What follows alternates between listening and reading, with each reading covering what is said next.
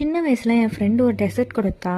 அந்த டெசர்ட் ரொம்பவே சூப்பராக இருக்கும். நான் என் அம்மா கிட்ட போயிட்டு ஒயிட் கலரில் ஜெல்லி மாதிரி இருக்கும்மா, சூப்பராக இருக்கா, நீ செஞ்சு தாங்கன்னு சொல்லுவேன். பட் இப்போது அந்த டிஷ்ஷை நம்ம வீட்டிலே ஈஸியாக செய்யலாம்னு சொல்லி நான் ஒரு வீடியோவில் பார்த்தேன். இந்த டெசர்ட்டோட நேமை கடைசியில் சொல்கிறேன். ஒரு மிக்ஸி ஜாரில் கேஷ்யூஸ், அது கூடவே 3 ஏலக்காய் சேர்த்து, இது கூடவே ஒரு கப் அளவுக்கு ஒயிட் சுகர் சேர்த்து பல்ஸ் பண்ணி எடுத்துக்கலாம். அது கூட 4 முட்டை உடைச்சு நான் ஆட் பண்ணியிருக்கேன். திரும்பவும் நம்ம பல்ஸ் பண்ணி எடுத்துக்கலாம். இது கூடவே சூடு பண்ண பால் கொஞ்சம் ஆட் பண்ணிக்கலாம். லாஸ்டா கொஞ்சமா வெண்ணிலா எசன்ஸ் ஆட் பண்ணி இதையும் பல்ஸ் பண்ணி எடுத்துக்கலாம்.